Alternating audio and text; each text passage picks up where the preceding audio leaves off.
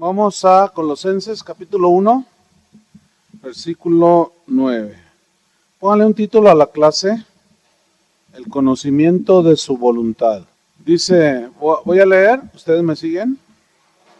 Dice, por lo cual, también nosotros, desde el día que lo oímos, no cesamos de orar por vosotros y pedir que seáis llenos del conocimiento de su voluntad. Fíjense que el orar unos por otros es algo que es una instrucción de la Biblia, que oremos unos por los otros.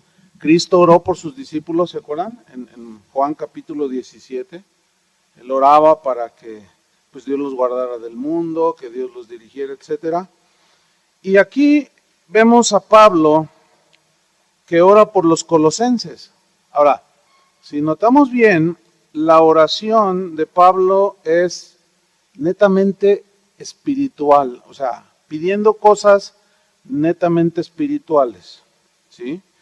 Dice, no cesamos de orar por vosotros y pedir que seáis llenos del conocimiento de su voluntad. Aquí la palabra llenos es muy importante, es importante estudiarla, porque dice que él pedía para que ellos fueran llenos ¿de qué? Del conocimiento de su voluntad. Fíjate por la llenura que pedía Pablo. La palabra llenos viene del griego plero, así como suena, plero, y tiene por lo menos dos significados. Uno es ser llenado totalmente con algo. En este caso, del conocimiento de su voluntad. Pero ese ser llenados totalmente con algo implica ser completamente controlados por lo que te llena, ¿sí? Por ejemplo, ¿se acuerdan en Hechos 2? Que dice que los discípulos estaban ahí en el aposento alto y dice que fueron todos llenos ¿de qué? Del Espíritu Santo, ¿sí?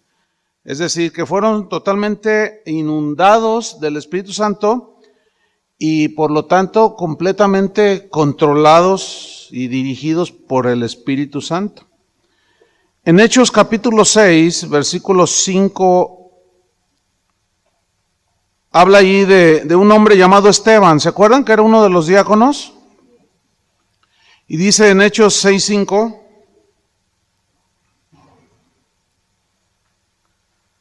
cuando los escogieron, dice que agradó la propuesta a toda la multitud y eligieron a Esteban. Fíjense cómo era Esteban. Era un varón lleno de fe y del Espíritu Santo. O sea, era un hombre totalmente lleno, controlado, dirigido por el Espíritu Santo. Y controlado totalmente de una confianza, estaba tan lleno de fe que tenía plena confianza en Dios. En mismo Hechos, en el versículo 9, 6:9, dice que entonces se levantaron unos de la sinagoga llamada de los libertos y de los de Cirene, de Alejandría, de Sicilia y de Asia, disputando con Esteban.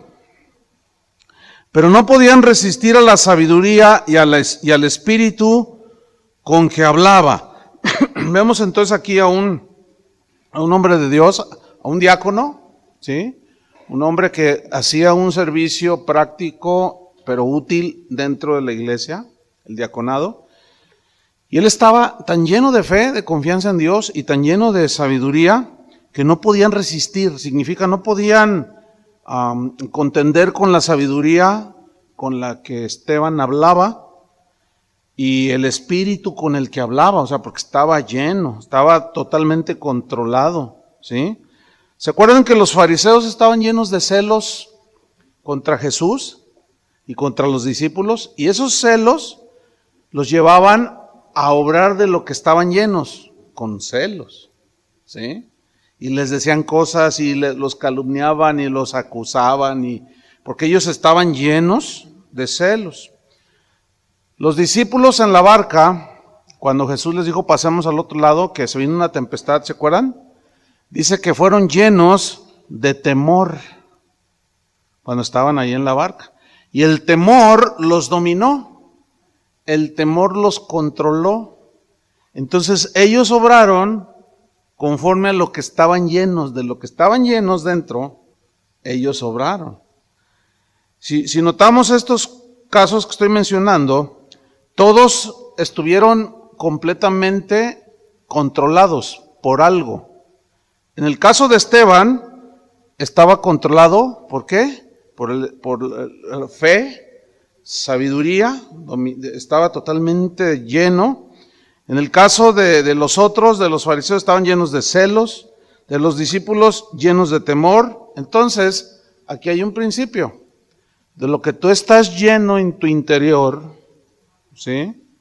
Eso es lo que definitivamente va a controlar tus acciones, ¿sí?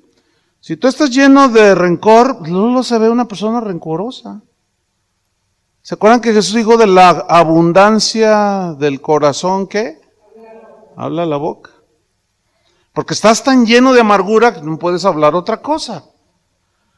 Y si ustedes, bueno, ahora vamos a hablar en esta clase y la otra vamos a hablar de la sabiduría, de la inteligencia espiritual.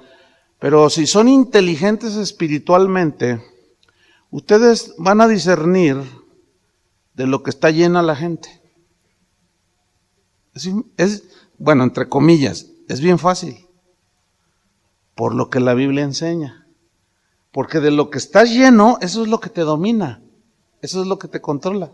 Si tú constantemente estás hablando de lo que te hicieron y estás haciendo con un espíritu vengativo, es que estás ahí duro, hablando ¿de qué estás lleno? De rencor, ¿no es cierto? De resentimiento. Por lo tanto, eso te domina, eso te controla. Si tú eres de los que se afanan más de la cuenta, se nota inmediatamente. ¿Sí? Pero esto lo notan los que desarrollan la sabiduría de Dios y la inteligencia espiritual y el conocimiento. ¿Sí? Si tú estás lleno de perdón en tu corazón, en base al conocimiento que tienes del perdón de Dios en tu vida, pues cuando alguien te ofende, tú perdonas aunque te duele, porque sabes que es la voluntad de Dios. Y si tú estás lleno y disfrutando ese perdón, pues te va a controlar eso, ¿entiendes? Entonces, repito el principio, de lo que estés lleno en tu interior, eso definitivamente es lo que te controlará, dominará tus acciones, dominará tu hablar, ¿sí? Tu pensar.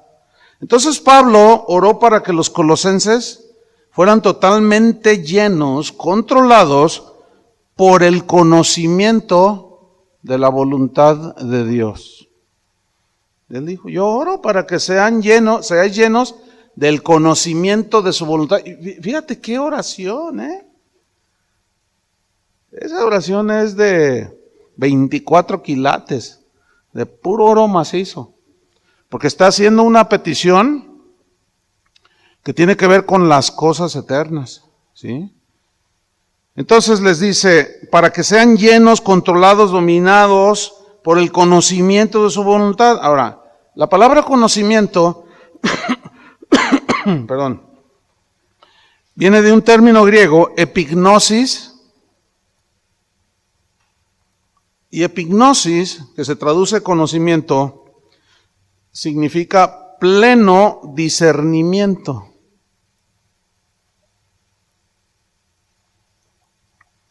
O sea que tú, a medida que vas conociendo y siendo controlado por el conocimiento de su voluntad, tú vas teniendo pleno discernimiento de lo que es bueno y de lo que es malo.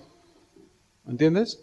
En los temas que no son medulares, sino que son de la conciencia, de la libertad cristiana, si tú tienes un pleno conocimiento, tienes un avance en el conocimiento de su voluntad, no eres de los que se dejan controlar por reglas, por legalismos, ni te dejas llevar por el libertinaje, sino que acomodas todo, ¿sí?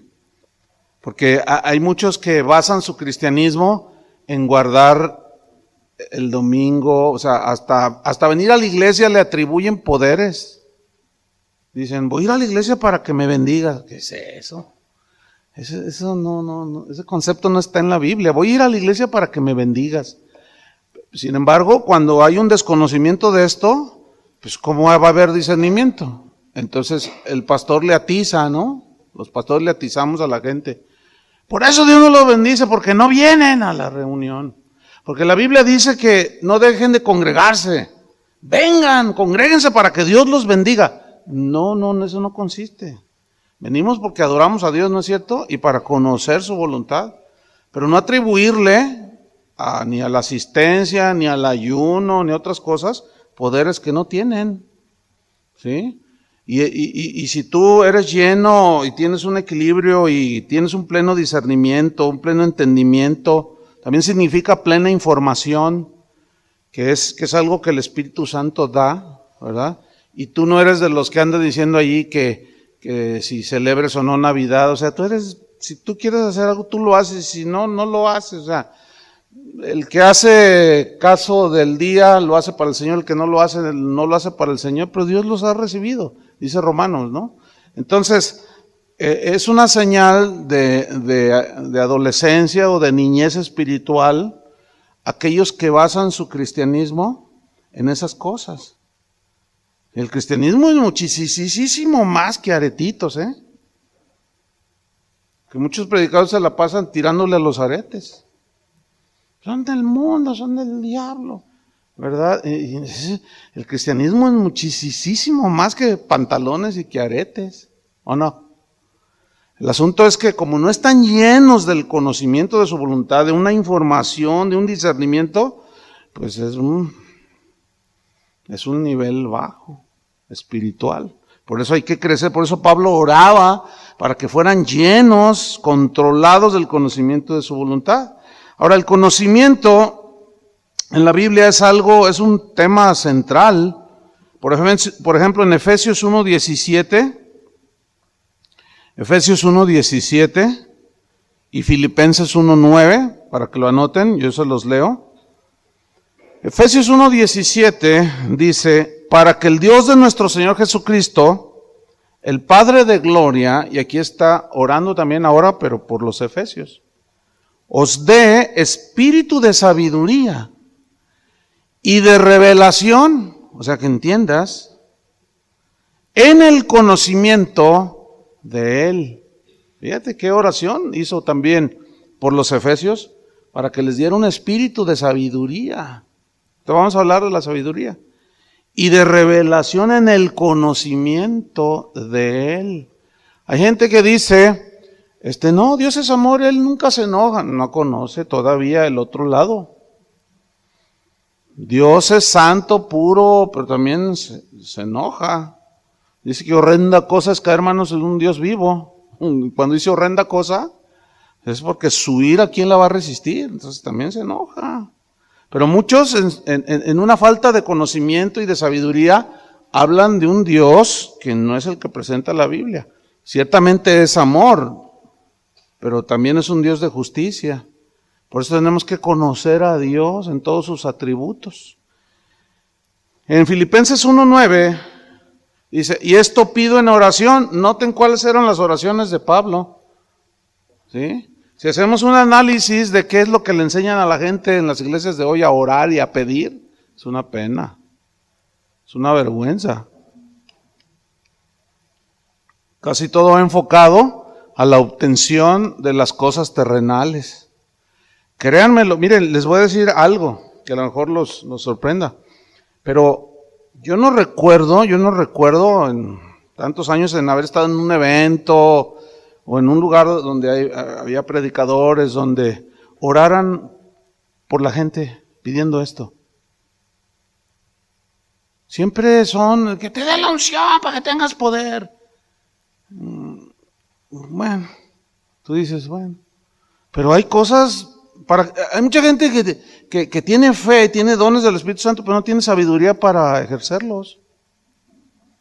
abusan de los dones, los hacen todo un espectáculo. ¿Qué significa eso? Que les falta inteligencia espiritual. ¿Me estoy explicando? Entonces, dice, y esto pide en oración, que vuestro amor abunde aún más y más en ciencia y en todo conocimiento.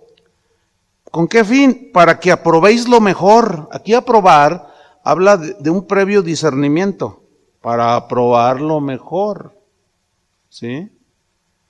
A fin de que seáis sinceros e irreprensibles para el día de Cristo. Es decir, que la palabra de Dios, el conocimiento, la sabiduría, la inteligencia espiritual nos ayudan para vivir una vida que agrada a Dios. Entonces, según Pablo, el cristiano, y bueno, el Espíritu Santo, según Dios, el Espíritu Santo, el cristiano debe estar gobernado y controlado totalmente por la palabra de Dios, ¿sí?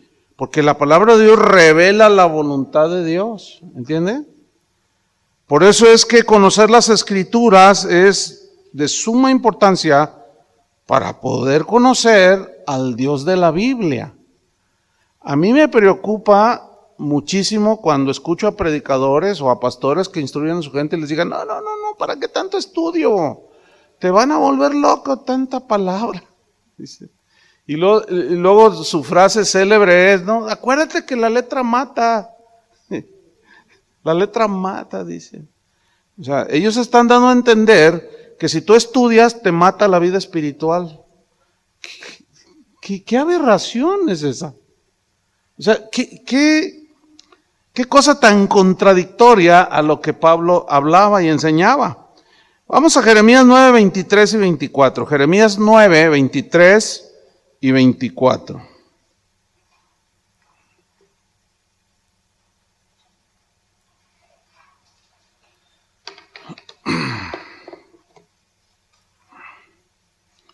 Dice así Jeremías 9, 23 y 24. Así dijo Jehová. ¿Quién dijo? Ok, vamos a ver qué dijo Dios. No se alabe el sabio en su sabiduría. Aquí habla de sabiduría humana. Ni en su valentía se alabe el valiente. Esto es para los mexicanos, ¿verdad? Ni el rico se alabe en sus riquezas. Ya ven que luego son bien presumidos algunos, ¿no? Versículo 24. Mas alábese en esto el que se hubiere de alabar, en entenderme y conocerme. Fíjate esas dos palabras, en entenderme y conocerme. Hay muchos cristianos que no entienden muchas cosas que son fundamentales, que lo entiendan. Por ejemplo, algo que es de rigor que vendrá en nuestras vidas es la prueba, la aflicción, ¿sí o no? El quebrantamiento. Entonces los cristianos dicen, es que no entiendo por qué me pasa. Cuando está clarísimamente, muy claro, de una manera muy clara, revelado en la Biblia, que las pruebas son para formar carácter en nosotros. Que el quebrantamiento nos es necesario para alinearnos con Dios, quebrantar nuestras cosas terrenales, nuestros impulsos terrenales, nuestros anhelos terrenales y nuestros deseos. Y Dios tiene que quebrantar todo eso, y eso nos aflige. Y aquel que no entiende que es parte de la formación del carácter de Cristo en nosotros, si nosotros fuéramos diferentes, Dios utilizaría otra manera diferente para formar a Cristo en nosotros. Pero Él lo ha diseñado así, necesitamos el quebrantamiento. Entonces, cuando un cristiano está pasando por una prueba que no entiende, que es parte de la formación de Dios, se saca de onda, ¿entienden? Se turba todo. Ay, ¿por qué? ¿Qué hice mal? Dicen. Ando bien con el Señor. Y otros todavía con menos entendimiento dicen, ¿por qué, Señor, si yo diezmo? El domingo fui a la iglesia, ¿por qué me pasa esto, Señor? No conocen, no entienden. Por lo tanto, su conducta, como están llenos de incertidumbre, la incertidumbre los controla. Pero cuando estás lleno del conocimiento de Dios, tienes otras reacciones, ¿eh? Por ejemplo, dices, yo sé que esto tiene un propósito en Dios. Yo sé que a los que aman a Dios las cosas ayudan para bien. Yo no entiendo a lo mejor ahorita qué será lo que Dios quiere formar en mí o qué propósito tiene. Pero yo sé que Dios va a hacer algo bueno en mí. Y eso habla de un entendimiento, de un conocimiento de Dios, de que Él está trabajando en ti. Entonces dice, en esto alábese el que se hubiere de alabar, entenderme y conocerme, que yo soy Jehová, o sea, que Él es Dios, y que Él obra como Él quiere, que las órdenes las da Él, no nosotros le damos órdenes. Hermanos, la oración no es darle órdenes a Dios, ¿entienden eso? Ni mucho menos la oración implica que cada oración que le hagamos, Él esté forzado a contestarla como nosotros queremos. No. Hay que conocer y hay que entender que Dios es soberano. Muchas veces respondió oraciones instantáneas, otras ni las respondió. Otras se tarda tiempo. Pues Él es soberano, Él es el único que sabe el futuro. Pero entonces, fíjate lo que dice el Señor. Alábese el que se hubiera alabado. En entenderme y conocerme que yo soy Jehová, que hago misericordia a quien Él quiere, ¿no? Juicio y justicia en la tierra, porque estas cosas quiero. O sea, está hablando de una soberanía plena y total, pero necesitamos entender y conocer a Dios. Por eso Pablo oraba de esa manera. Fíjate, en Oseas 4:6 y 4:13, allí la misma Biblia nos advierte sobre el peligro de la falta del conocimiento de Dios. Es peligrosísimo. Ok, eso, podemos disculpar a un neófito es uno nuevo en el Señor, que tiene 2 meses, 3, 4, un añito, pues está recién desempacadito, ¿verdad? Pero un cristiano ya de 3 años, ya a esas alturas ya debe de tener cierto entendimiento y conocimiento, ¿sí? Fíjate cómo las escrituras advierten el peligro de la falta de conocimiento. Oseas 4:6. Digo, esto es para los que dicen que no es necesario el conocimiento. Mi pueblo fue destruido porque le faltó, ¿qué? ¿Por qué oraba Pablo por los colosenses? Por conocimiento pleno. Entonces, es muy lamentable lo que muchos cristianos dicen acerca del conocimiento, ¿verdad? Dice, porque le faltó conocimiento, por cuanto desechaste el conocimiento, yo te echaré del sacerdocio. Fíjate, aquí le está diciendo a los líderes de Israel, y porque olvidaste la ley de tu Dios, también yo me olvidaré de tus hijos. Ay, Dios. ¿Ah? En Efesios, dije Oseas 4:13, no, pero es Efesios 4:13. Primero dije Oseas 4:6, ahora vamos a Efesios 4:13. Fíjate que el Señor estableció apóstoles, profetas, evangelistas, pastores y maestros para que nos enseñaran, para que nos ayudaran a llegar a la madurez. Y dice en Efesios 4:13, hasta que todos lleguemos a la unidad de la fe y del conocimiento del Hijo de Dios. ¿Conocimiento de quién? Del Hijo de Dios. A un varón perfecto, a la medida de la estatura de la plenitud de Cristo. Esta es la meta, crecer en el conocimiento del varón perfecto que es Cristo. Porque a Él estamos siendo formados a su imagen, a la medida de su estatura, de la plenitud, o sea, no el 40%, no el 50%, Dios quiere que tengamos el mejor conocimiento de Jesús. Él estaba muy interesado en que sus discípulos supieran quién era. ¿Se acuerdan cuando les preguntó, ¿quién dicen los hombres que soy yo? ¿Se acuerdan? Y le responden, pues unos dicen que eres Elías. Fíjate el discernimiento que tenían. Pues unos dicen que eres Elías, y otros dicen que Juan el Bautista, y otros dicen que eres alguno de los profetas. Entonces Jesús les pregunta a ellos, ¿y ustedes quién dicen que soy yo? Y en eso Pedro le responde, tú eres el Cristo, le dice, el Hijo del Dios viviente. Entonces Jesús le dice, mi Padre te lo reveló. Ahora, a sus hijos Dios les revela, Pero para que tengas la revelación del conocimiento de Dios, hay varias cosas que vamos a ver más abajo, que tenemos nosotros que hacer. ¿Sí? Dice Efesios 4:14, que hay una medida de conocimiento del Hijo de Dios para que ya no seamos niños fluctuantes. ¿Qué es un niño fluctuante? Inconsistente, inmaduro, ¿sí? Que ahorita quiere una cosa, al rato ya no la quiere, y que quiere un patín y al rato ya se lo traes. No, mejor una bicicleta. Y total, hay una fluctuación. Ahorita está llorando, está gritando al rato está dormido, o sea, es un niño. Y espiritualmente hay mucha gente que es niña. Son niños espirituales. Pero no es nada malo cuando ese niño espiritual está recién nacido en Cristo. Pero si tiene 15 años y todavía anda con sus ondas de niño, eso es preocupante. ¿Por qué? Porque habla de una inmadurez, habla de que no maduró. No está teniendo el conocimiento y no está obrando conforme a ese conocimiento. Entonces, hay una ignorancia, ¿sí?, de Dios y de cómo es Cristo y cómo obra, etcétera, etcétera, para que ya no seamos niños fluctuantes, llevados por doquiera de todo viento de doctrina, por estratagema de hombres que para engañar emplean con astucia las artimañas del error. Fíjate, los niños espirituales, los inmaduros, son llevados de todo viento de doctrina. Sopla de acá del norte el viento del polvito de oro y ahí van todos sobre el polvo de oro. Puras cosas irrisorias, hermano. Y que allá del sur sopla otro viento que son las piedras. Ya, si ustedes se fijan, ya está pasando todo eso, ¿verdad?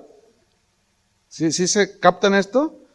Hubo un auge, ¡ay, polvo de oro! ¡Ay! Todos ahí, ¿verdad? Y caen diamantes y esmeraldas y...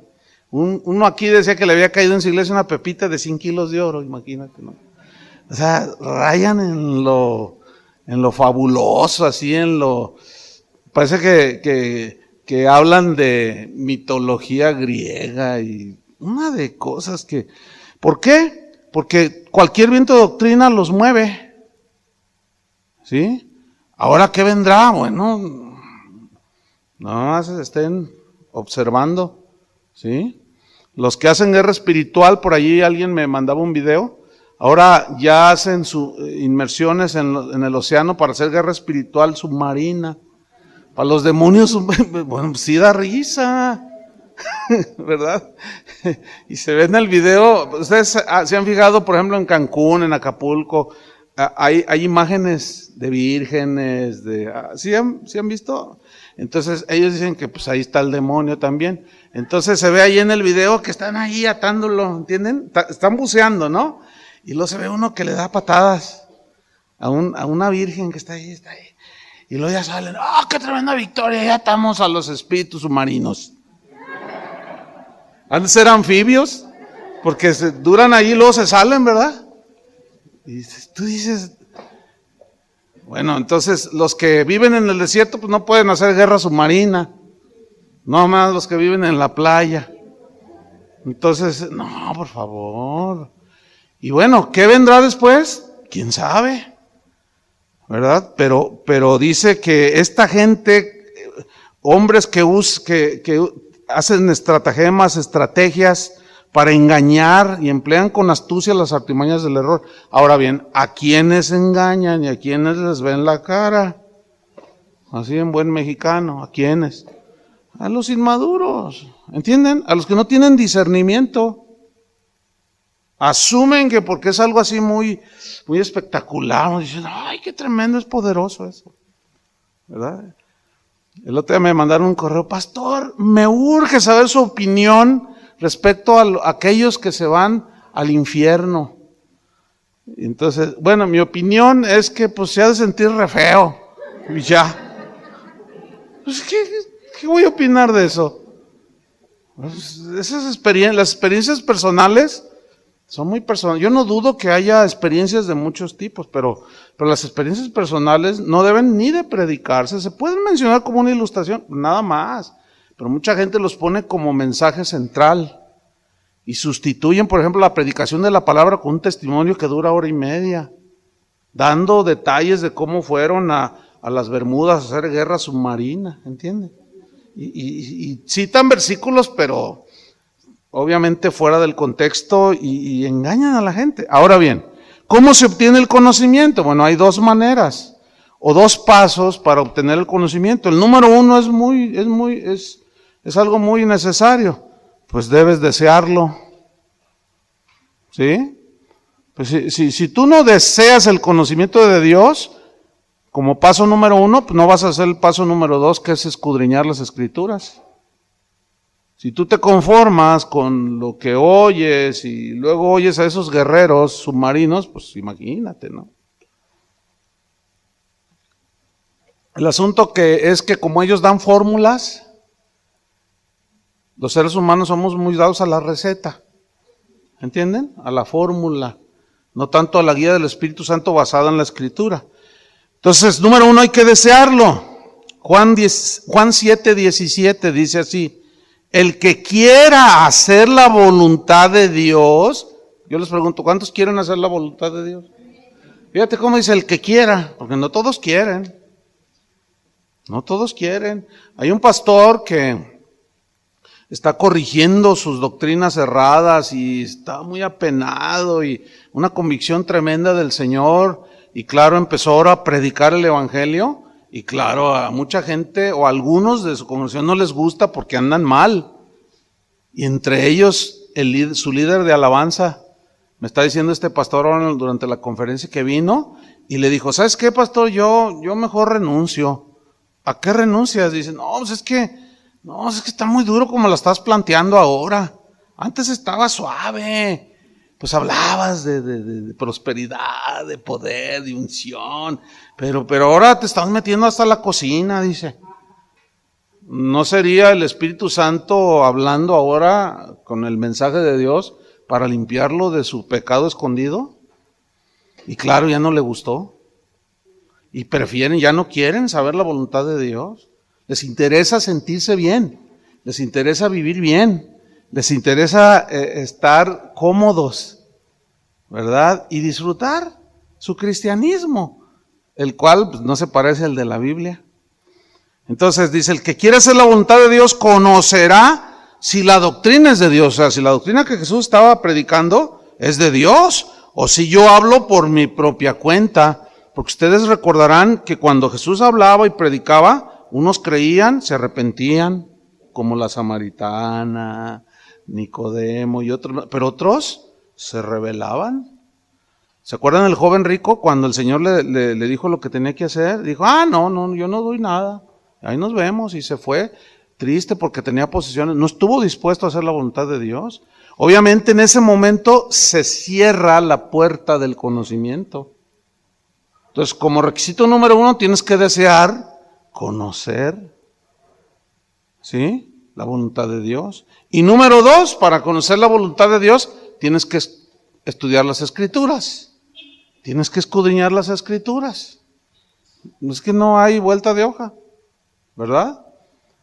En Juan 5:39, el contexto ahí es que los fariseos rechazaban a Jesús. Le recriminaban que él se hacía hijo de Dios, cuando ellos en la sinagoga hablaban de que vendría el Mesías, ¿no es cierto? Y lo tenían enfrente y no le creían. Entonces Jesús les dijo en Juan 5:39, si quieren saber si soy yo o no soy yo, escudriñad las Escrituras. Ahí se les dice Juan 5:39, escudriñad las Escrituras, porque a vosotros os parece que en ella tenéis la vida eterna, y ellas, efectivamente las Escrituras, son las que dan testimonio de mí, las que hablan de mí. Fíjate cómo es el asunto, ¿eh? Mucha gente va a las iglesias cristianas. Y fíjate cómo se da el fenómeno. Van a las iglesias cristianas. Dicen, así dice el Señor. Y luego los oyes lo que supuestamente dice el Señor. Tú dices, ay Dios, ¿y en dónde dice eso? Una vez en una reunión que por allí hubo, aquí en la ciudad, había unas profetisas en una iglesia, ¿no? Entonces ellas profetizaban y era como ellos se guiaban por la profecía, lo cual es un tremendo error. Entonces dice una de ellas, así dice el Señor, el próximo reunión del domingo, todos van a venir de rojo. Y los que estaban ahí dijeron, órale, ¿y ahora qué? ¿De rojo? ¿Por qué de rojo? Qué raro está eso. Porque es el color de la sangre del cordero. Dice. No, pues miren, yo vengo de rojo. Y tú dices, ¿qué es eso? ¿Qué comieron? ¿O qué fumaron? O sea, totalmente fuera de sí, sin sentido, sin sabiduría, sin conocimiento. Entonces, se apantallan la gente que no conoce porque oyen, así dice el Señor. Y en otro lado dice, juzgad las profecías. Dice, no las menospreciéis. Dice, pero juzgad las profecías. Retened lo bueno y desechad lo malo. Porque hay una mezcla allí. Puede ser muy bien trazada y ir en la línea de la escritura, pero puede ser cada cosa. ¿Ah? No sé cuántos recuerdan cuando iba a entrar el año 2000, que decían que iba a haber un caos y aquí la ciudad se llenó de profecías. Y los pastores empezaron a predicar que se viene el fin del mundo y el caos. Y ahí va la gente al Sam's a vaciar las tiendas. Y al Costco y no, de verdad. Y muchos vendieron muchas cosas para venir una hambruna. Entonces, algunos de aquí de la congregación me decían, pastor, usted no va a predicar nada. Sí, espérate, el domingo les voy a predicar. Les dije, nos vemos el 2000. Es una mentira eso. No es verdad, al contrario. Entonces yo les empecé a hablar lo que dice la Biblia al respecto. Llegó ese 2000 y claro, pues muchos pues te señalan, no, a su gente las va a llevar a la destrucción porque no les previno. Llegó el año 2000, ya estamos en 2012. ¿Y qué pasó? Nada. Porque del día y de la hora nadie sabrá, hermanos. Cuando menos se den cuenta ya está el Señor. No. Nosotros tenemos que saber distinguir los tiempos. ¿Se acuerdan eso de la profecía mayas, de que este es el año de, pues. Y cristianos predicando fíjate, en lugar de predicar la Biblia. No, es que los mayas eran un pueblo sabio. Y Dios nos está hablando a través de ellos para que se va a poner fea la cosa. Ay Dios. Y luego les dices de la Biblia, bueno, la Biblia sí dice que se va a poner fea la cosa, ¿no? Pero les dices cómo prepararse y todo y te dicen, no. Y tú dices, ay Dios, qué triste está. Entonces, escudriñad las Escrituras. Queremos conocer a Cristo, la única manera es, ¿cómo? Escudriñando las Escrituras. Porque las Escrituras revelan el carácter de Cristo, ¿sí? Las Escrituras nos enseñan y nos hablan de manera extensa de la obra de Cristo, de lo que Él hizo, a qué vino, para qué nos creó. Una vez que somos nacidos de nuevo, justificados por su sangre, las Escrituras revelan cuál es su voluntad como hijos de Dios. Pero hay que escudriñar las Escrituras. 1 Tesalonicenses 4:3. 1 Tesalonicenses 4:3. Dice así, pues la voluntad de Dios es vuestra santificación. ¿Cuál es la voluntad de Dios? Vuestra santificación. ¿Qué es la santificación? Es el proceso por el cual todo cristiano nacido de nuevo entra, desde el día que se convierte hasta el día que se muere, en un alejarse más y más de la maldad y del pecado, ¿sí? Dice, la voluntad de Dios es vuestra santificación, que os apartéis de fornicación, o sea, de la inmoralidad sexual. Y uno de los pecados más practicados es precisamente la inmoralidad sexual. Entonces, cuando se deja de predicar en las iglesias la voluntad de Dios a este respecto, se empiezan a dar un montón de cosas. Si predicando el evangelio, no todos quieren obedecer, o no todos obedecen, pero hay muchísima protección y muchísima oportunidad de mantenerse en los caminos de Dios, conociendo la voluntad de Dios.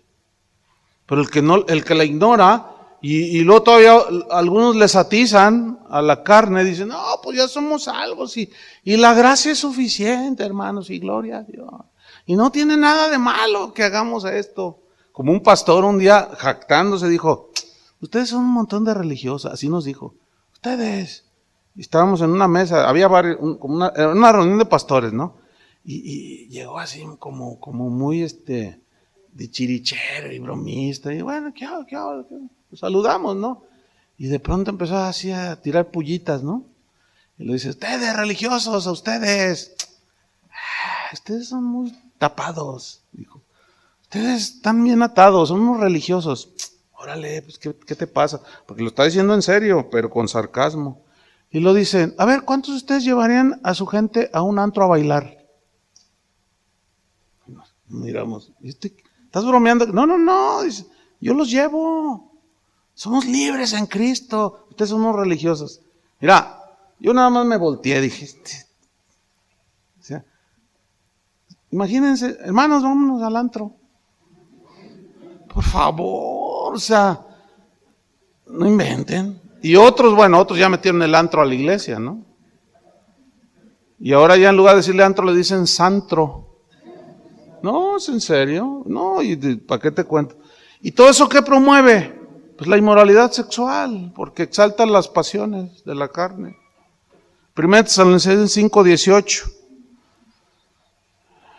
El agradecimiento es voluntad de Dios. Dice, den gracias en todo, porque esta es la voluntad de Dios para con vosotros en Cristo Jesús. Tener un espíritu de agradecimiento es voluntad de Dios, hermanos. La queja no está en el vocabulario de Dios. 1 Pedro 2:15 dice, porque esta es la voluntad de Dios, que haciendo bien hagáis callar la ignorancia de los hombres insensatos. Habla de la conducta para taparle la boca al que dice cosas. Eso fue 1 Pedro 2:15. 1 Pedro 4:19. 1 Pedro 4:19 dice, de modo que los que padecen según la voluntad de Dios, ay, ¿cómo? No es voluntad de Dios que padezcamos. ¿Y qué dice allí? Bueno, ¿a quién le vamos a creer? Alguien tiene que estar equivocado. Y me temo que Dios no se equivoca, hasta donde me alcanza mi cerebro de entendimiento. Los que nos equivocamos somos nosotros, los que decimos tonterías somos nosotros, pero Dios ya lo dijo aquí, de modo que los que padecen según la voluntad de Dios, encomienden sus almas al fiel Creador y hagan el bien. Aquí el contexto es la persecución y había padecimiento, había la calumnia, venía el padecimiento, sí, el sufrimiento, el dolor, la tristeza, pero está dentro del plan de Dios para formarnos y quebrantarnos y muchos propósitos que nos tomaríamos toda una clase. Pero ahí está, esos son solo unos ejemplos. Ahora volvamos a Colosenses 1:9, porque dice, no cesamos de orar por vosotros y de pedir que seáis llenos del conocimiento de su voluntad, pero luego añade otro ingrediente muy importante, en toda sabiduría. O sea, conocimiento de su voluntad, pero una vez que lo obtienes, necesitas sabiduría para aplicarlo. ¿Sí?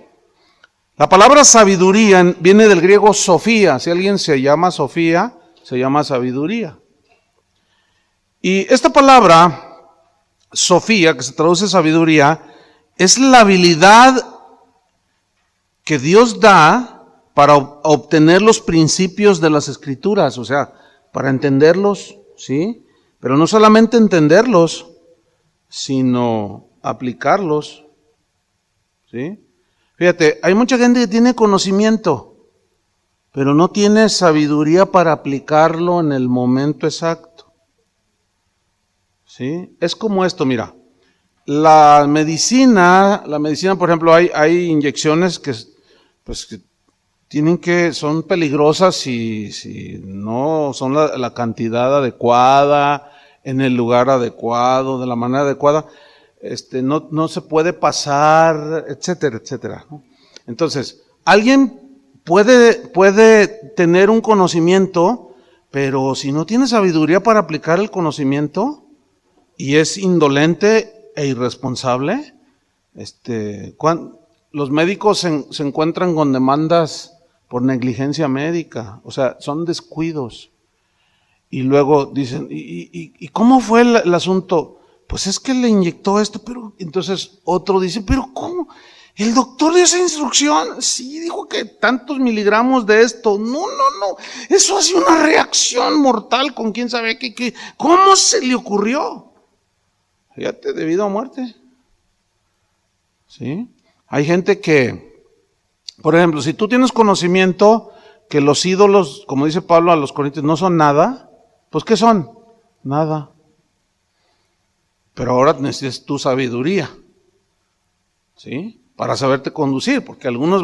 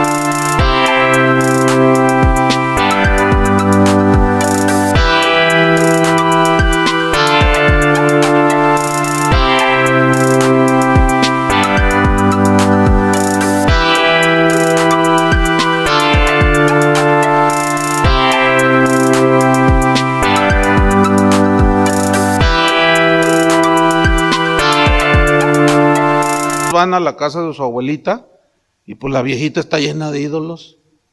Entonces llegan, abuela, el niño de Atocha es satánico, y enfrente de ella, ¿verdad? Y entonces eso lo confunden con celo. Con celo. Y si ustedes son observadores e inteligentes espirituales, de eso vamos a hablar ahorita, cuando Pablo entró a Grecia, que estaban todos los altares de los dioses, no se los tumbó a pedradas, ni les dio patadas como los guerreros submarinos. No, él sabía que si hacía eso, corría el riesgo que lo mataran. O sea, y con sabiduría dice que su espíritu se enardecía, viendo la ciudad entregada a la idolatría. Pero de pronto dice que vio una inscripción y dijo, ay, y dice, había un altar que decía, al Dios no conocido. Y dijo, no, de aquí soy. De este les vengo a hablar yo, les dijo. Y les empezó a hablar de Jesús. Y dijeron, ay, órale, esto está bueno. Y lo tomaron, lo llevaron al Areópago, que era donde disertaban todos los filósofos. Era un anfiteatro allí de un lugar con una acústica impresionante, que podían estar varios miles sentados y sin esfuerzo se oía por la acústica. Yo he estado en algunos lugares de esos y he hecho la prueba de acústica y hablando así bien quedito, así, por ejemplo, así que despacito. ¿Me escuchas? Y me escuchan hasta atrás. Dices, pero sin micrófono, ¿eh? Dices, así, ¿me escuchas? A ver, ¿qué estoy diciendo? Te escucho perfectamente. O sea, son lugares de acústica perfecta, le llaman. Han dicho los estudiosos de esto que el sermón del monte que dictó Jesús, ahí en las laderas en Jerusalén, tienen acústica perfecta. Y como el Señor es el creador de todo, ¿sí? Curiosamente dice que estaba en el monte y se sentó y vinieron sus discípulos y habló de arriba hacia abajo, con una acústica perfecta, porque se reunían miles y no había micrófonos, ¿verdad? Entonces, fíjate, en toda sabiduría e inteligencia espiritual, dice el texto, no cesamos de pedir que seáis llenos del conocimiento de su voluntad, pero luego añade sabiduría, pero luego añade otra cosa más, que es inteligencia ¿qué? Espiritual. Ahora, la inteligencia espiritual, esta frase se deriva de sunesis, del griego sunesis.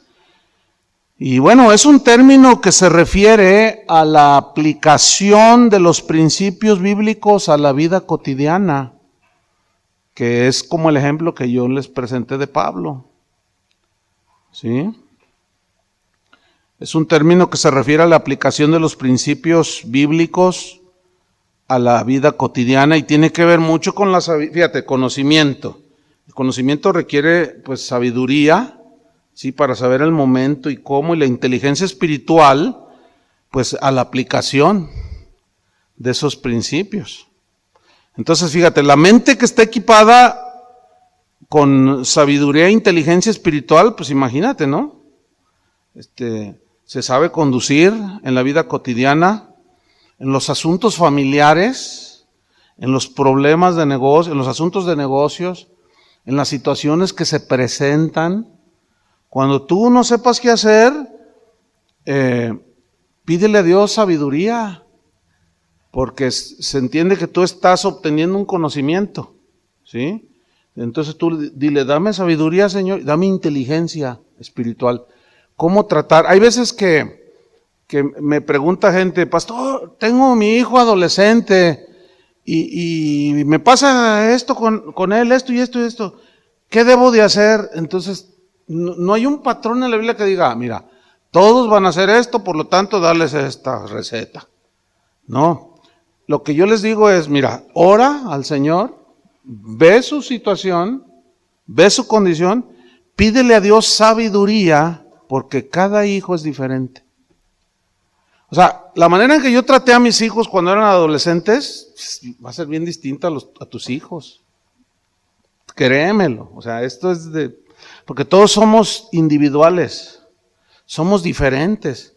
Entonces, no, a veces yo escucho testimonios que tú dices, ay Señor, bueno, es lamentable porque luego lo quieren encajonar todo. Quieren hacer recetas de la experiencia. No, yo a mi hijo, cuando estaba dormido, yo iba y le ponía la mano y oraba por él y se portó re bien. Entonces, la señora que está allí oye y quiere fórmulas, no sabe, y entonces todos los días le pone las manos y a veces y la agarra, ¿qué estás haciendo? ¿Me estás haciendo brujería eso qué, mamá? No, hijo, estoy orando por ti. No quiero que eres por mí. Y luego, no me funciona, ¿por qué no me funciona? Y luego el otro le atiza, es que has de estar en pecado. Entonces, hasta duele la cabeza. Y a veces me siento como Kiko, me desespero.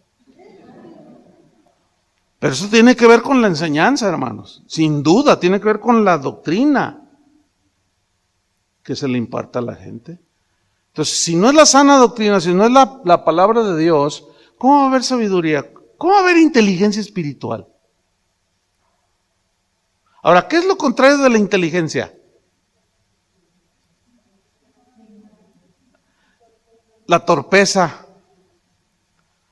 O sea, la inteligencia te hace conducirte, pero alguien que no es inteligente, que es torpe, se conduce mal. Lo mismo sucede en el ámbito espiritual, hermanos. Es una torpeza espiritual lo que muchos cristianos hacen. Les falta inteligencia espiritual. No saben cómo solucionar los asuntos. Miren, hay pastores que cuando se les hace bolas al engrudo, como decimos acá en México, que los problemas así en la iglesia, lo mejor es, dicen, no, ¿saben qué? El que no le guste que se largue de aquí. Pero yo voy a seguir con esto. Y aunque le demuestren que hay una desviación, no, aquí yo mando. Entonces, en el consejo les falta tanta sabiduría, tanta inteligencia espiritual que hay Dios. Bueno, vamos sobre el final. Entonces, la sabiduría te ayuda pues a aplicar el conocimiento, ¿sí? Tu conducta, escoges la mejor situación, etcétera, etcétera. Por ejemplo, Daniel 1:17 dice, a estos 4 muchachos Dios les dio conocimiento. ¿Se acuerdan de Sadrach, Mesach, Abednego? Sí, Daniel mismo. Dice, a estos 4 muchachos Dios les dio conocimiento de Dios. Conocían a Dios. E inteligencia en todas las letras y ciencias. ¿Qué significa eso? Cosas de la vida cotidiana. ¿Sí? Y Daniel tuvo entendimiento en toda visión y sueños. Esto habla de los asuntos espirituales. ¿Sí? Aunque hay que entender que en el Nuevo Testamento ya esto ha cesado en una medida casi total, ¿sí? ¿Por qué? Porque ahora somos guiados por el Espíritu Santo, ¿sí? En base a la palabra. Entonces la sabiduría nos ayuda a aplicar el conocimiento en nuestra vida cotidiana, ¿sí? Y un mayor conocimiento de Dios aplicado con sabiduría, con inteligencia espiritual, pues se traduce en una vida cristiana más plena, que agradará a Dios. Por eso Pablo oraba de esa manera: oro para que sean llenos del conocimiento de su voluntad, pero oro para que Dios les dé sabiduría e inteligencia. Escriban un ejemplo en Primera de Reyes 3:7, Primera de Reyes 3:7 al 30, bueno, 3:7 al 10, y luego Primera de Reyes 4:29 y 30, no lo vamos a alcanzar a leer, pero ahí para que lo tengan en sus notas como un ejemplo de la inteligencia y la sabiduría. Y en Proverbios 8, del 1 al 17, ahí vemos una descripción bíblica